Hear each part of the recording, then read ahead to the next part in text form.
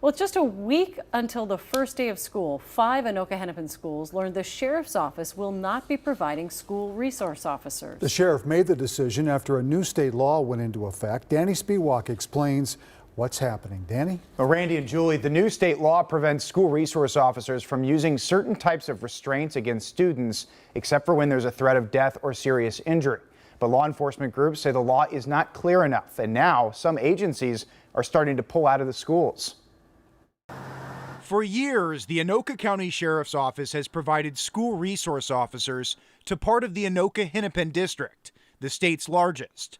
But this year, the Sheriff's Office is removing 2 officers from coverage at Andover High School, Oakview Middle School, and 3 elementary schools. It's not surprising. Jeff Potts with the Minnesota Chiefs of Police Association says agencies are struggling to interpret a new state law related to school resource officer restraint policies. I think there's still a lot of uncertainty and ambiguity about the law. In the education finance bill this session, DFL leaders included language banning school resource officers from placing kids face down, in prone restraint, impairing their breathing, or putting pressure on the upper body.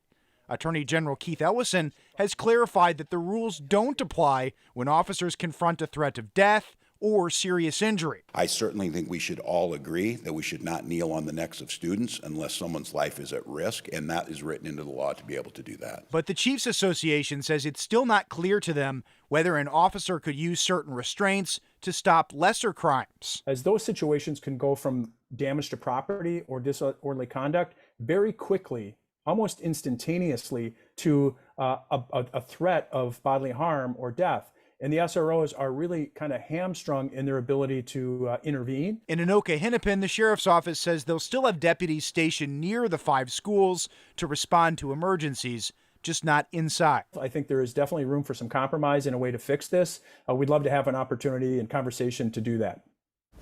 Today, Blaine Police also told me that they are reevaluating their school resource officers in Anoka-Hennepin and 2 other districts, but they haven't made any decisions yet. Meanwhile, out west in Moorhead, Minnesota, the police department says it is suspending a 30-year SRO program in the local schools until they can get more clarity. Randy.